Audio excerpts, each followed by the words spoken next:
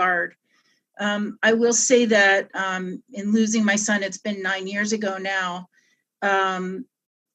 almost instantly, 4 days later, like in preparation for the funeral, I just felt this very strong need to do something about it. Like, how did this happen? We need to understand how it happened and make sure it doesn't happen to anybody else. And so I had been an advocate in Jefferson County, Colorado, which is the western suburbs of Denver, for about 15 years at the point when Patrick passed away. And I had been one of those sort of typical boomer helicoptery moms who, was part of the advocacy group and advocated for geographic equity. We were having to drive kids to middle school like 20 minutes, which here in the suburbs is pretty far, and advocating for a high school program, kind of all based on his needs, and things were happening, but not quite in time for him. And so, this is really the culmination of my own journey in trying to find some meaning and share what I've learned with others. After Patrick passed away, it took about 2 years before I was ready to really go back and create a case study about his life as a gifted, twice exceptional child here in Jefferson County. And I did that and presented at our local Colorado Association chapter. People appreciated that, but somebody said, you really should consider SENG. That's really what it's all about. And so my first SENG presentation was in Denver, I think in 2014. And what I've done until today is just tell the case study about Patrick. But once I knew that I could tell the story without ending up being in a puddle on the floor, I reached out to Tracy Cross at William and Mary College. And I was in possession of 20 pages of instant messaging chat that showed exactly how things went down the night that my son completed suicide. And I thought that might be interesting to their research. And so he accepted the case study, and William and Mary spent almost 6 years conducting a psychological autopsy on Patrick. So that's my background and why I'm here. And it really is full circle, because they just published in January of 2020. And so this is the first time I've told this story, but with the benefit of 5 PhDs brains on it, not just my own mom brain. Okay, let's see, next slide, I'll push it this way. So these are just links. My handout, I will get it to the powers that be at SENG, but you can also get it at patrickstroutfoundation.org/presentation-handouts. And you'll see that there it's available for download. I've been blogging since about 2015 or so. And none of it's academic. It's kind of more personal and just sort of remembering the things that I've learned from him and his friends. And then there's the link to the psychological autopsy. I did find yesterday in a Google search that if you just put in the title of it, which is psychological autopsy of a twice exceptional gifted student, you can get a draft version on the William and Mary site as well. It's a little harder to read, but it meets the purpose. And I would also really want to acknowledge the incredible work of Tracy and Jennifer Cross. Tracy's been doing work around suicide in the gifted population for about 30 years. Many who know the sort of history of SENG know that he was the academic who did the psychological autopsy on Reed Ball when he passed away in 1994, I think. Actually didn't conduct the autopsy for a while because these things take time. And this is just super important work. There only have been 5 of these academic PAs done, and Tracy's done 4 of the 5, and he sat on the dissertation committee for the doctoral student who did the other one, the 5th. 4 of the 5 are on males, young males generally, and one was on a young girl. I've heard Tracy talk about this study a couple of times, and at this point he calls it their best work to date. They're improving the process that they use. And just a little bit of information, Tracy said they spent at least 1,000 hours in research and study and writing and validating among a team of 5. And they interviewed my husband and I and Patrick's brother.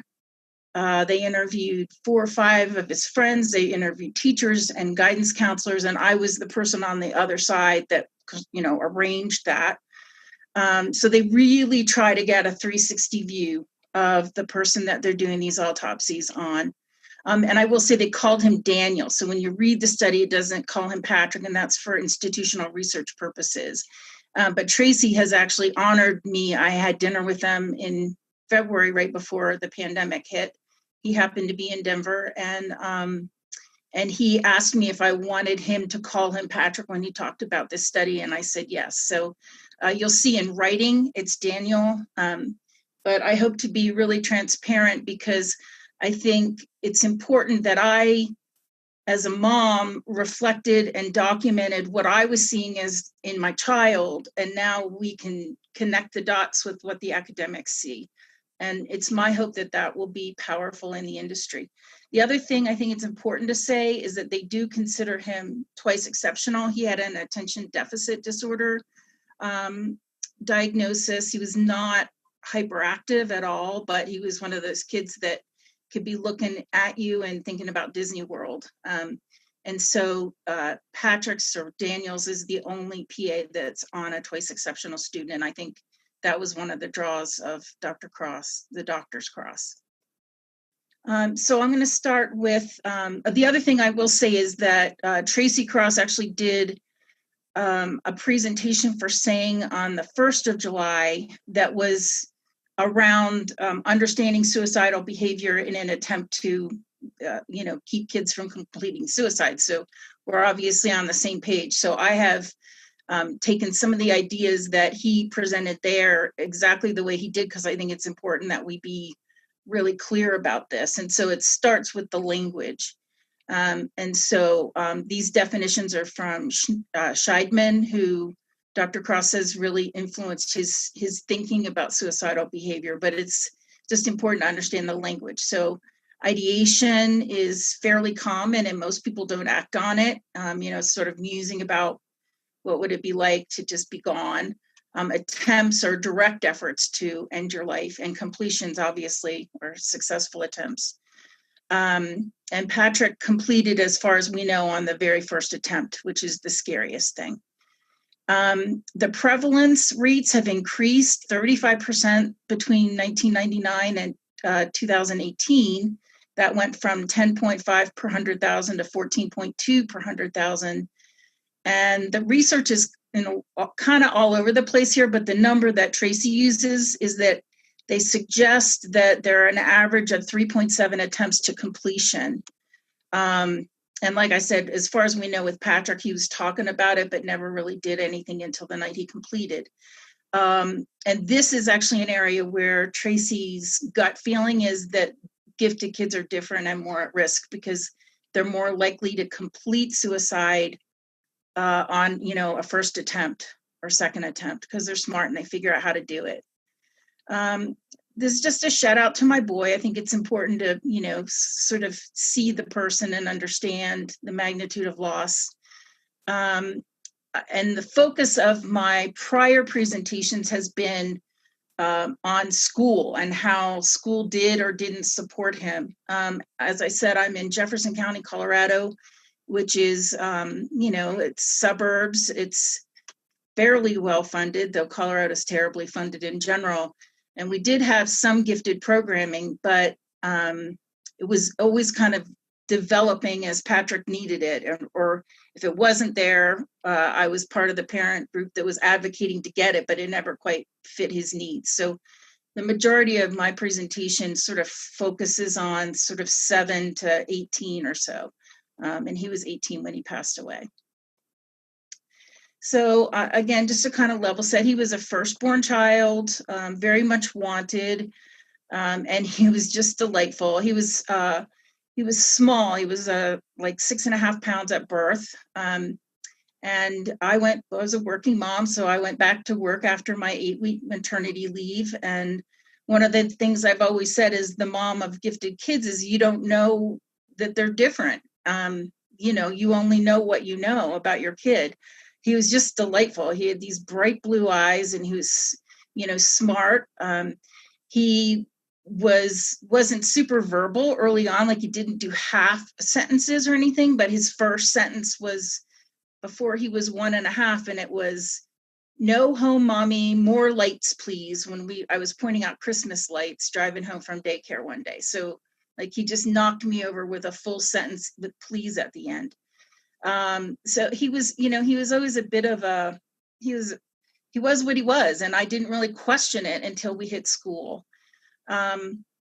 I've found that sort of really understanding the overexcitabilities really helps with these gifted kids. And obviously, if you're here, you probably understand these. But I think when you look at suicide risk, the intensity around some of these overexcitabilities really can't be overstated. In Patrick's case, he was highly emotional. Imaginational, obviously intellectual. The only thing he really wasn't too much was the psychomotor. He was sensual. He was one of those kids that had a certain kind of Hanes sock, and anything else wasn't going to work. And his ADD reflected itself where, I would say, okay, come on, get ready for school, in second grade or whatever. And I'd come into his room and find him picking his socks, looking out the window. I'm like, what are you doing? He's like, I don't know what I'm doing. So I just, it's important to recognize those intensities and look for strategies to help them manage, I think, because that way things don't get out of control. We had a second child, Brendan. He's 4.5 years younger.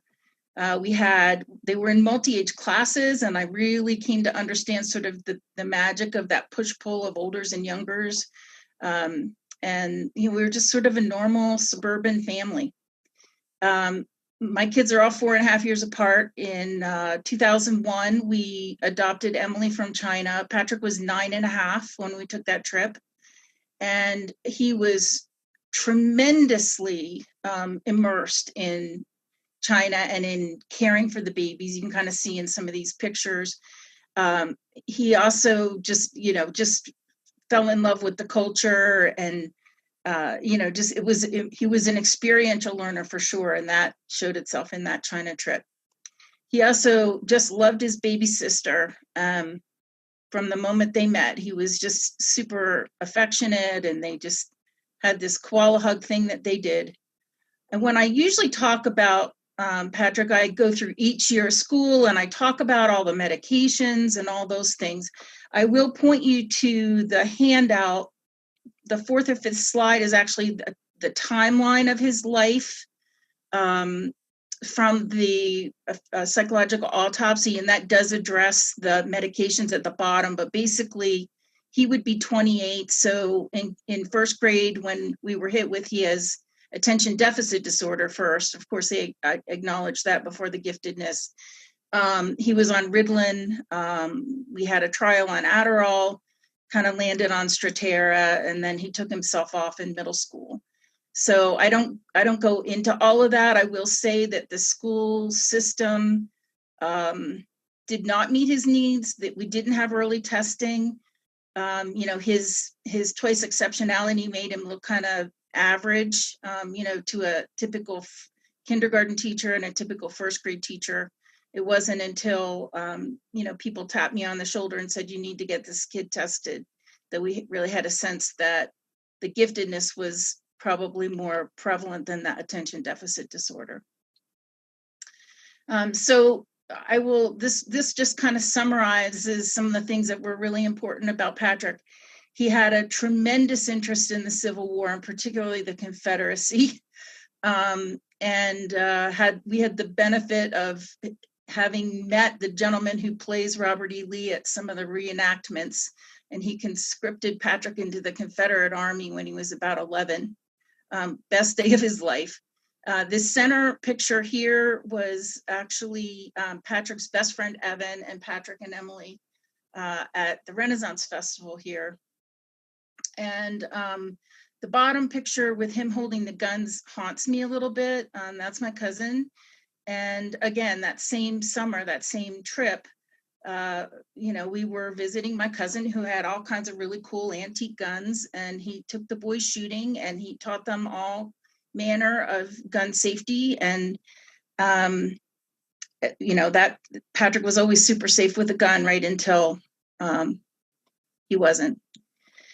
So back to the, kind of the academic side, they talk about lived experience.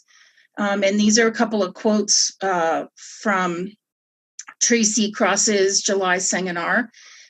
He said, being gifted is being different. This is something Patrick really didn't like. I remember at one point in high school when I was trying to talk him through advocating for himself, I said, honey, it's a gift. It's a blessing. And he's like, no, Mom, that it's a curse. It's really a curse. And so, it's hard to change that, I think, once they get that mindset.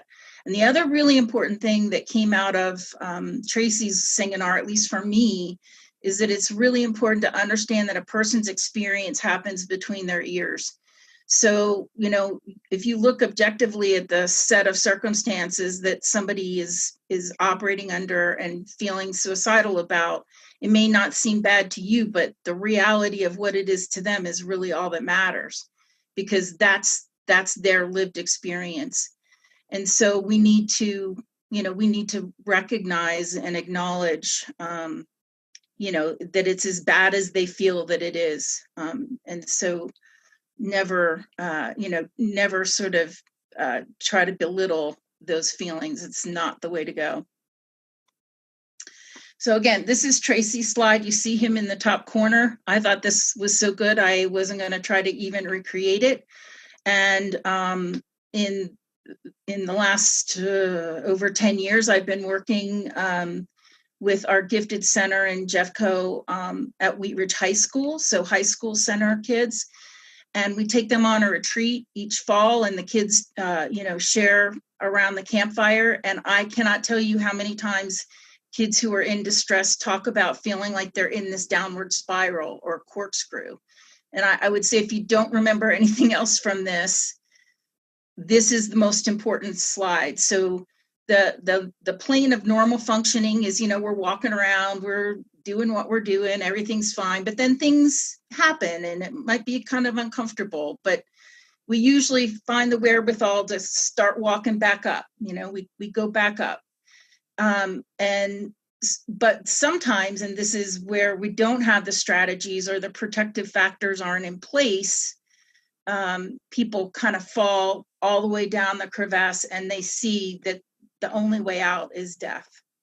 And so it's so simple that you're like, duh, but it really is this simple. The protective factors push us back up the corkscrew and the risk factors push us down. And so as parents and caregivers and people just trying to, look out for our own mental health, it's really important to be able to think about where you are on this graphic at any particular point in time. And the thing that comes out of the research, and I can't quote all of the psychologists, but basically hopelessness is the key. And we saw that in the chat with Patrick. At one point, somebody said, well, what's the difference? You've said you were going to do this before. And he said, I was hopeful before. So hopelessness is the thing that we really need to watch out for. Again, this is another of Tracy's slides, and this one really just talks about how the messages we give as parents, as teachers, as counselors impact where people are, or help people move back up the spiral rather than down, and how this might affect us, like gender roles and things like that. So it's, again, it's all what's between your ears, but what's between your ears is based on the messages that you're receiving from others. And so it's important for us to think about the impact that our words have, right? It's actions and words and beliefs. And so, we want to watch the stereotypical things, like you should read more books, or you should get outside and play, or girls don't do that, or boys don't do that. It's not helpful. So this is the first of the models. And really, they're risk factors, basically. So they're biological risk factors. Obviously, there's biological risk of depression. Patrick did not have diagnosed depression. Gender, obviously, and genetics. In my family, there's a lot of autism or autism spectrum on my side of the family. That actually comes into the study as, a concern. The psychological risk factors, self-esteem, depression, that hopelessness comes up again. Cognitive, how are your problem-solving skills? Do you have the skills and ability to march back up the corkscrew? Or will you get stuck in the bottom because of inflexible thinking? What kind of coping strategies do you have? What's your family experience? And I think we were pretty typical family, but we had our typical with the teenage problems too, like not totally agreeing on certain rules and things like that. And so that the lack of clarity can become a problem too. And so what I would ask, obviously it's not terribly interactive, but I think that one of the most important things that come out of this is, what can we do? What are the things we can do something about? And so I'm just going to ask you to consider this model. And again, it's in the handout as I sort of go through telling Patrick's story, because I think you'll see a lot of these things are present. So I skipped all the way through elementary and middle school, and that feels really weird, but I think this is a good slide to just kind of summarize where he was. So he was in public school through 5th grade, and he was in a GT center, a pullout a center program within an elementary school for 4th and 5th grade. And then we moved him to a private school for GT kids because his needs were not being met in middle school. And he had really good experience there. But it was a program that had 8 kids in the senior class, in the 8th grade class. And so then he went on to a very large public high school for an IB program. I'll say no more about IB. But as many of us know, not necessarily the best fit for a gifted visual spatial kid. I guess that's the other thing I haven't really summarized here. He was definitely an experiential learner. His best friend, Evan's mom, was a principal at the outdoor lab program. So they spent tons of times in the mountains and just loved that lifestyle. He had, good grades. He was studying IB, maybe underachieving at that point, but he was all those other things that we've been talking about with these kids. He was very introverted, highly sensitive, emotional, intense, had just a few deep friendships, no girls at this point, and he had taken himself off the ADD meds. And he's young for his class. He's a June birthday. And so we questioned his resiliency at this point and his vote for Pedro shirt. Who remembers those, right? So by his sophomore year, some of these pictures, again, haunt me a little bit. Like, I look at them and I'm like, is this angst? Or is this just typical 15-year-old stuff? He loved his guitar, but he just kind of had a crustiness about him at that point. And we didn't really consider depression at this point. We did the following year. So in his junior year, he was dating a girl at school from like homecoming in the fall until spring break. And then she broke up with him by text message over spring break. And he happened to be up in the mountains with his best friend, Evan, and Evan's family. And Evan's mom was an educator. And even she was surprised at the intense emotional reaction to this breakup. Like, he was physically ill and asked his dad to come pick him up. And at that point, she was breaking up with him to date his other friend at the high school. And at that point, he had no reason to get up and go to school anymore. It was pulling teeth. We finally decided it was time to move him back to his home school rather than where he was, and kind of give him a fresh start for his senior year. And that did turn out to be a good choice, being pretty asynchronous. He was a senior, but his friends were sophomores. And so he was kind of the big guy on campus. He drove a Nissan Xterra, and the other boys didn't drive. And, he was kind of big man about town. And the other plug I always make here is to really consider, especially if your kid's an experiential learner, let them explore the vocational kinds of things to do. We have a fabulous program at Warren Tech here, and I really thought that he would want to do game design, and it was closed. And I was like, well, I'll advocate. I'll try to get you in. He's like, no, I really want to do automotive customization, Mom. I think this will be really cool. So I think it's just important that we recognize how kids learn. So the teacher of this automotive customization program said to me, Patrick taught me how to be a better teacher, because I could tell I was losing him. If I just start talking, I could tell I was losing him. So I would think about, okay, what can I have them do while we're talking so that he could be doing something while we were processing. And it's an important thing. And he always wanted that Chevelle, so had to put that in. So senior year, enter a new girlfriend. She was younger.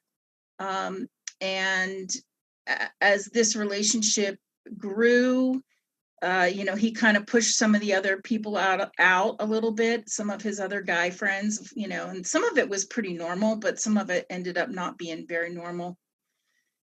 So by May of 2010, his best friend Evan graduated. Patrick was still a couple classes shy from having imploded his junior year. But these are just this was graduation and the graduation party, and one of my favorite pictures, them on a motorcycle together. They really were best friends, and this is another important lesson. I'm just so honored that he had that kind of soulmate. He said to me at one point when they were little kids, he said, Mommy, sometimes Evie and I don't even need to talk. We just know what the other one's thinking. And we're blessed that Brendan, his little brother, still has a close relationship with Evan, and he's still very much part of our family. So on June 25th of 2010, so just 10 years ago, he turned 18, and we had a cookout, and we had a great time. But that was also the day that he was eligible to buy a gun in the state of Colorado, a long gun.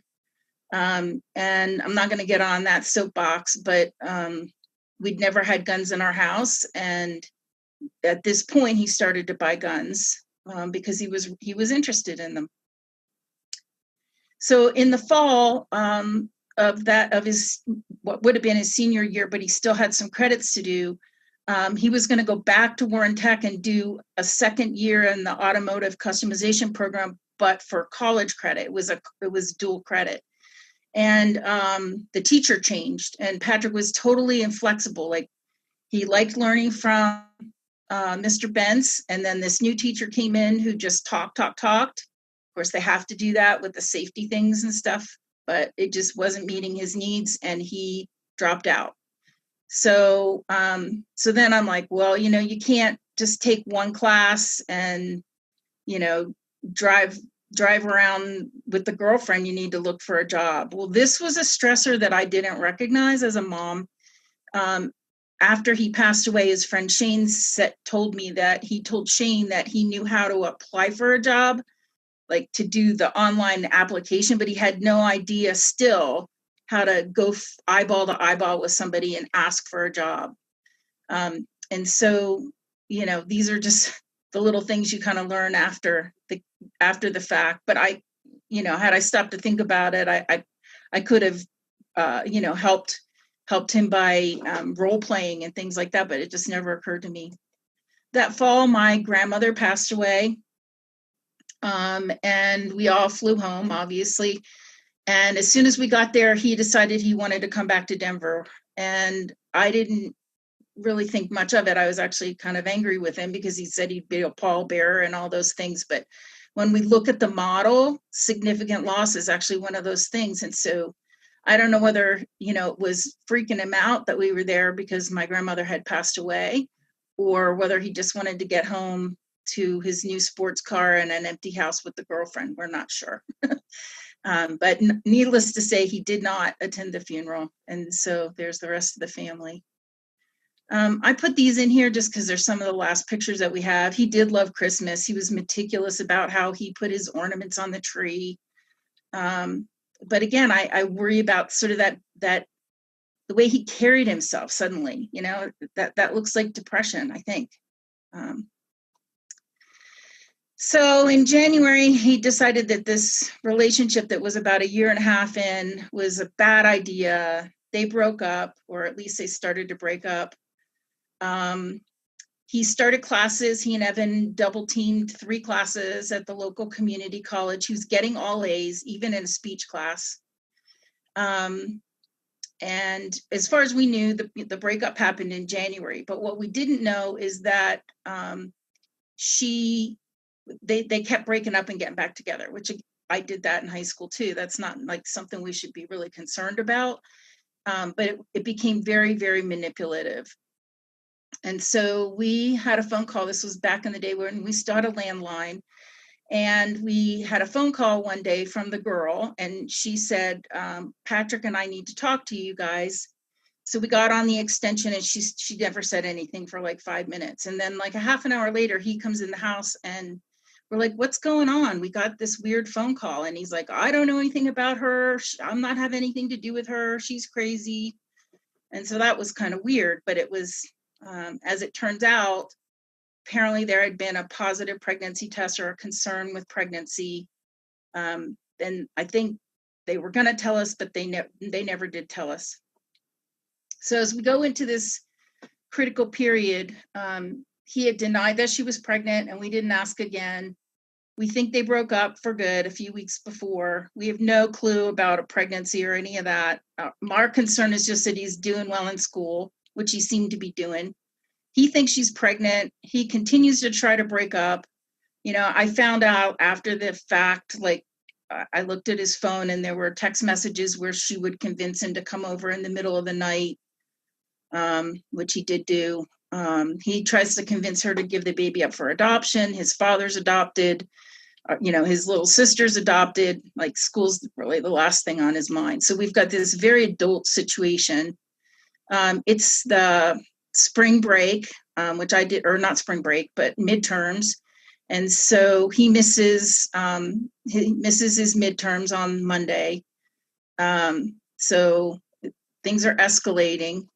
On Tuesday, he had lost his phone, and he was working with a contractor who was a friend of the family, laying tile, and it was a pretty normal day. And by the end of the, kind of mid-afternoon, it was a beautiful sunny day, kind of the first spring-like day in Colorado, and we decided to go to Dairy Queen and get ice cream. I will say at this point, this really would be the trigger warning. I'm going to go into a fair amount of detail kind of about what happened. What happened that evening was he filled out a job application. He did tell us he was going to quit classes, and I still didn't realize that he had missed his midterms, but I think he knew that. So things were just really, really building. There were about 350 texts between he and the girl in this time period. And so he let her know he had a new phone, and we were actually watching TV, and then it was late, and so we all went to bed. And apparently her mom knew that they had been talking on the phone, or texting back and forth late at night, so she took the charger. So they got on instant messaging, and that's how we have this documented. What started as the girl wanting her iPod back iPod, not iPad, just a little phone, little music device, quickly turned into escalating, talking about suicide. It was very clear that they had talked about suicide before, which was all unbeknownst to us. And obviously this is happening in the basement of our house and we have no idea. That's my other hint, is if you have any concerns, get them in a place where you can hear what's going on. So he says in the chat, I have to kill myself. And then they go through this process of, she says, well, how will people know what you want me to have? Which was very thoughtful of her, if you ask me. And so she convinces him to write a will. He uses his computer, researches the language, writes his will, leaves his music to Evan, his guns to Stephen, his shooting partner, and everything else to her. So, and then at some point, they're saying goodbye. And again, it's all the typical stuff that I did, breaking up with the first boyfriend. I wish we could go back to when things were wonderful and blah, blah, blah. And so, but like, you can't tell because it's not timestamped, but he's going to complete suicide. And then he comes back and he types to her, that's it. You're not even going to try to stop me. It's a classic cry for help. And she responds with, everyone I've ever told about you doing it says that you're not going to do it, everyone. And he says, like who? And she names names. She names all of his friends by name. And then he says, well, I guess I'm going to have to prove them wrong. And he typed the letter K when she said she didn't believe him one more time. And he completed suicide at 18. I don't put this here to be morbid. I have talked a lot with educators, and I just think that this is a really important thing to say. If you're, if you have a child who completes suicide or a sibling of a child completes suicide, it was so important for my other kids to be supported by their teachers, their principals, counselors. We just had way more of a turnout than we ever expected. And the boys gave the eulogy. So that's my son, Brendan, and his best friend, Evan. And the crazy green ties are because my husband's Irish. And so since he completed suicide on the 13th of March, we had a very, very green funeral. So you see the girls all wore green dresses. And these are his friends, the boys up here, and they're all still in our lives. Which has been a real blessing for everybody involved. We had a balloon launch. It was sort of a gray, yucky day. So back to this model. Based on his story, how many of these risk factors are present? Like every single one of them, right? Poor coping strategies, presence of deadly weapon. I just can't say this one enough. Like if you have concerns, remove means. Like this, I really believe that if he'd had the gun, which, he bought, and we had discussions. I didn't want guns in my house. If he'd had to keep those down the street at his friend Steven's and his face hit the cold air at 3:00 in the morning, I think he would have been like, what the hell am I doing? This is stupid. But he was caught up in that moment. He was in the bottom of that spiral. So these are the suicide trajectory model. And then this is the timeline. I know it's really hard to see, but again, it's in your handout, and I don't want to get too caught up with it, but I just want to make sure people are aware of it because, again, it does show all the medications and those kinds of things. So what do we do about this? How can we protect them? And I think this is some of the really cool work that has come out of the PA and the research that Dr. Cross and others are doing. So this is, the source here is White, Preventing Youth Suicide, a guide for practitioners, and it comes out of Canada, and it was developed, there's some pieces of this that were specific to Native Canadian Indian tribe, because I think maybe they did some of the funding. But basically what the Crosses have done is they've taken this group of factors. So you've got your predisposing factors, these are things that lead you toward possibly this being, a challenge for you. Contributing factors, And again, you kind of see we were checking every box that particular week. Precipitating factors, so loss, personal failure, he'd blown his tests. My grandmother had died. He didn't really have peer victimization, though he had pushed himself away from his friend group in that time frame. Never really had conflict with the law or incarceration. And then, I would like to think that we had all the protective factors in place, though his success in school was questionable. And supportive school climate, the researchers, having looked at all the details there, said it was supportive in the private middle school, but not in the public schools, despite our best efforts. So the other piece of work that they've done lately is to take some of those factors from the prior page and look at what's specific about GT kids. And the crosses use students with gifts and talents. That's what the SWGT is. And so, they're saying the things that are predisposing factors, they're things that we can do something about. Untrained teachers is a problem. So we should have trained teachers, and we should have adequate curriculum, and we should have adequate social and emotional supports, and we shouldn't have boring stuff. So again, these are the model helps us identify where gifted kids might be more at risk than their neurotypical peers with regard to suicidal ideation and risk. Okay.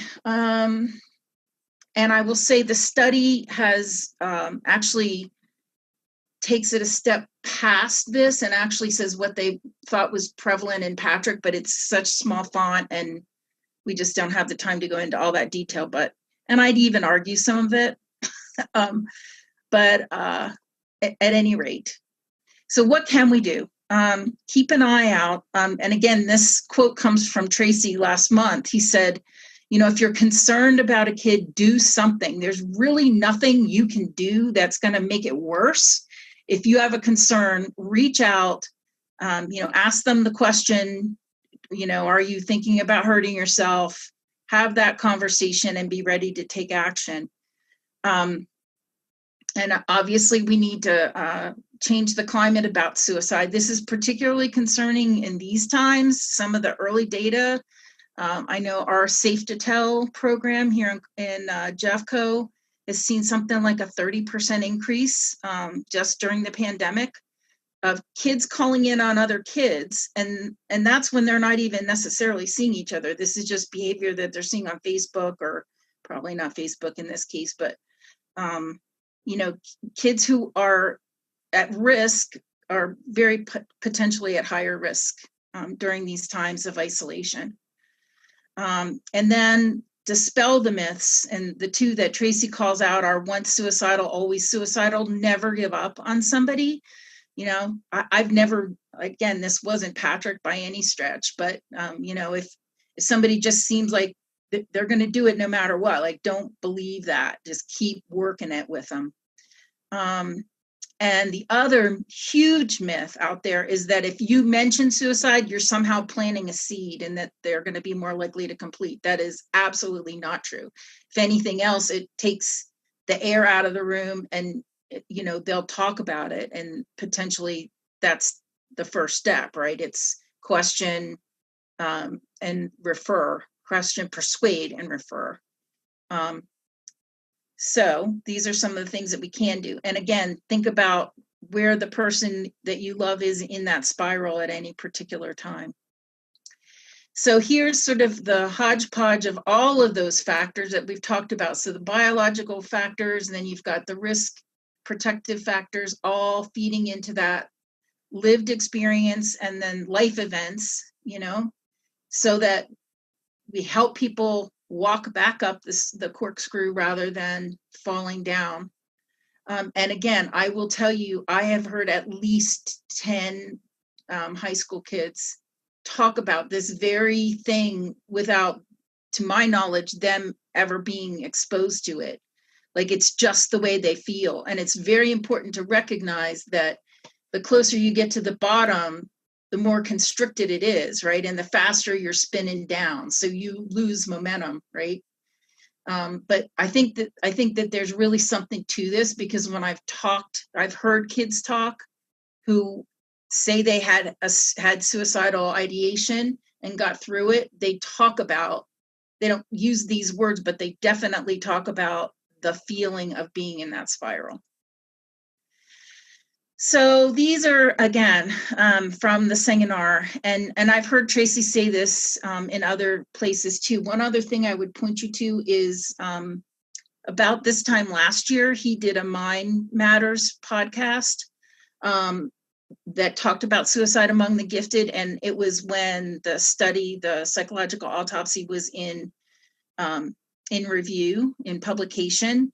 And he specifically said at the end of that podcast that he said, I can't prove it with the data, because there really isn't data about this. He said, but it's my very strong feeling after hearing several of these stories and having the research that we have, that while gifted kids' prevalence rate might not be higher, in fact, he thinks it might be lower, but they definitely seem to complete with fewer attempts.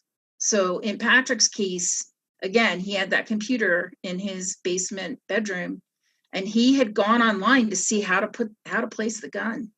So it worked. So, their intelligence can be a challenge in this regard. Have humility and stay engaged.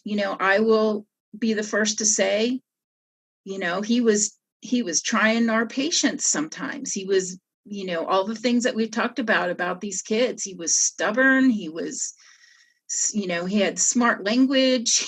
He, and I think we did mostly stay engaged, but obviously he wasn't feeling like he could talk to us about it, because we never heard him talk about suicide. The only two people that I'm aware of he talked about suicide with were the girlfriend, and that really felt like a lot of manipulation to me. At least that night where I have the language, and I didn't see anything in the chats. I mean, in the text messages, just in the chat. But it was clear that it had happened before. And then Evan did share that they had sort of existential conversations about suicide being a legitimate option, pre-high school. And he did reach out to Evan the night he passed, but he knew Evan was getting a new phone. So I just I can't quite explain it. The other thing is males have fewer attempts to completion because they're more likely to use guns, and half of completed suicides are by gun. So I'll go quickly through this because I do want to be able to take questions. I know this is kind of heavy, but we got through it. And this was the first birthday without him, just 3 months after he died, and all of his friends showed up. And they still do, and that's been good. These are the questions, that you would ask. Are you feeling suicidal? And then if they say they do, you ask, do you have a plan? And the more detail they have, the more concern you should have.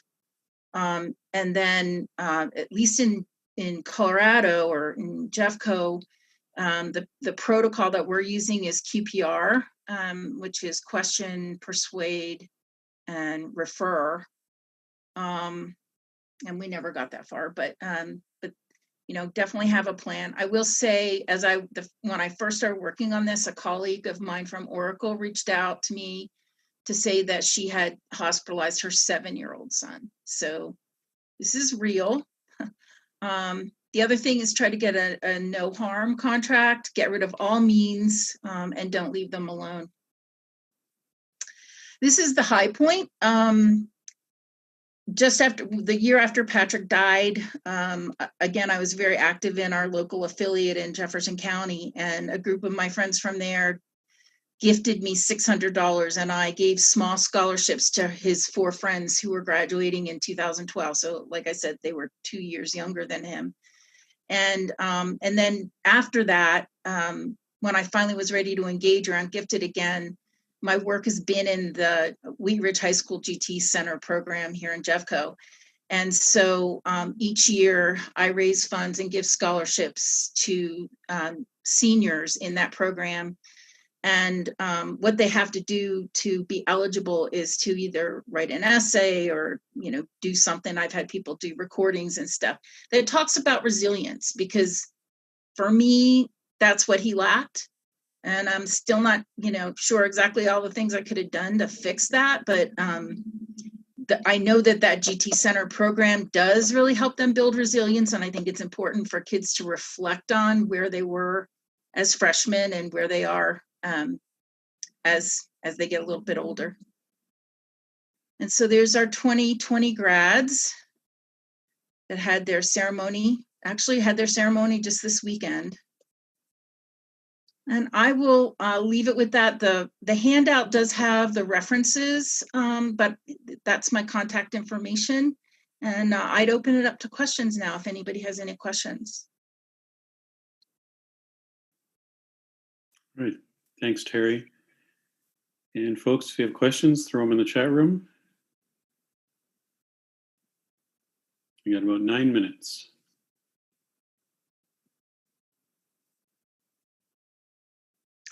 I know so I did this presentation, I guess it's about 1.5 years ago now, to about 150 counselors. Mm-hmm. And it was like crickets. And I was like, did they not hear me or what? And somebody came up afterwards and she said, you have to understand, we go into counselor mode. Like, we go into trying to figure out what happened here. So it's not that we didn't hear you. It's just that we're like processing. And it's tough stuff. It really is. I understand that. Carrie says, thank you for your transparency. I truly appreciate hearing your story. Sharina says, thank you for your presentation. Jan, thank you so much for sharing. Great. And this is, I think we know this is a safe community. That was the other thing for me is, you don't do this one at the PTA. It doesn't, they don't want to hear those things. But no, I feel like if we can do anything to help people see that spark and ask that one question, then it's really all worth it. The other plug I'll make, since we just have a minute to burn, is every time I've heard Tracy talk about this, he's like, please, if you have interest in this, reach out to me. They're really concerned that when they retire, there's really nobody to pick up the mantle and keep doing this work. I mean, when you think about 5 years, it wasn't all they were doing, but this is intensive academic research. And it's feeding into how can we do a better job of identifying these kids. In fact, Jennifer Cross was telling me that they've actually been pulled into helping the counseling group at William and Mary do a better job of doing training on suicide prevention.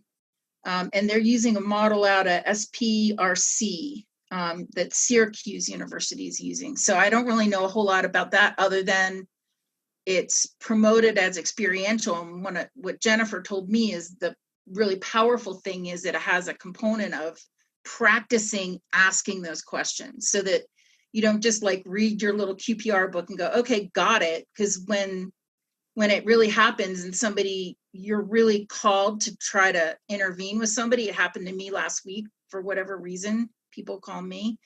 And I found myself sort of grabbing for that little QPR book, and I was helping somebody who was trying to help her son, and she wasn't in a very good place either. And it's scary.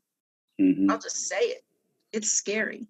Well, but do something. As Tracy says, do something. Don't just let it go, because you never know if that's the action that's going to be the thing that helps save a life. As a former educator and also administrator, Terry, one of effective way to reach out to schools might be, and I found this to be effective, usually staff meetings are half an hour long in the morning or in the afternoon.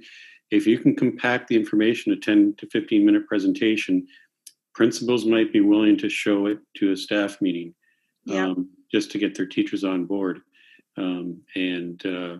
So that might be something to think about. But that's what I used to do. That.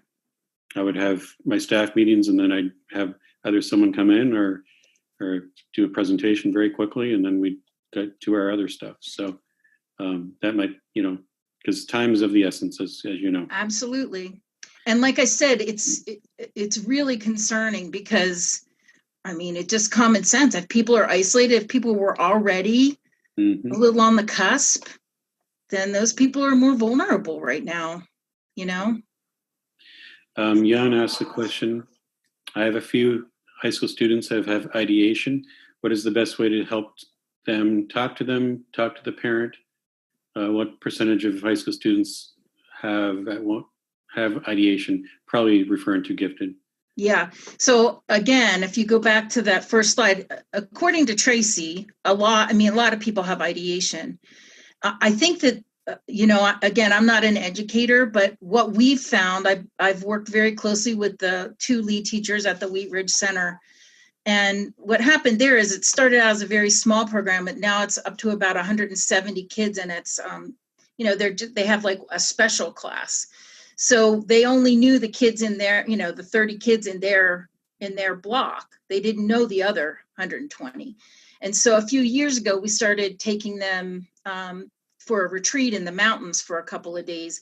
And it actually came out of the kids. I mean, one of the students, her activity was for them to each write something that they wanted to release on a Post-it note, and then we had a bonfire, and they would throw it in the fire, and if they wanted to talk about it, they could talk about it.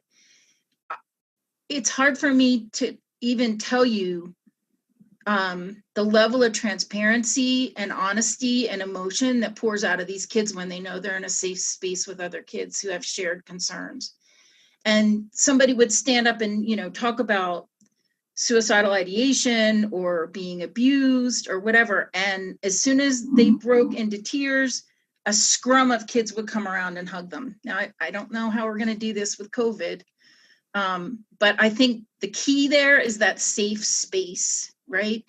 And that the adults show their transparency and their willingness to talk about hard things. These 2 lead teachers is Lisa Lee and Elliot Holm at Wheat Ridge High School. Huge shout out, because they are the social emotional support for 170 kids, in addition to, the teaching part, but they are the trusted adult in the room. That was one thing I really tried to do with Patrick when things were falling apart at Littleton High School, is I asked his counselor to be that trusted adult, to let him be a runner for him, kind of give him a half a credit or whatever, because I just wanted him to have to go eyeball to eyeball every day. So that level of trust is just so important. And a lot of these kids don't have it at home. Some of us are very privileged, and we don't realize how privileged we are until we hear some of these other stories about with these kids, school's the safest place they've ever been. So that's how I would answer that one, is you got to give some of yourself. Excellent. Thank you, Terry, so much for your time. Thank you, folks, for attending. And I'm going to have you log off now so the next presenter can jump in. Great. Thank you so much, everyone. Stay safe out there. Absolutely. I'll see you later. Bye-bye.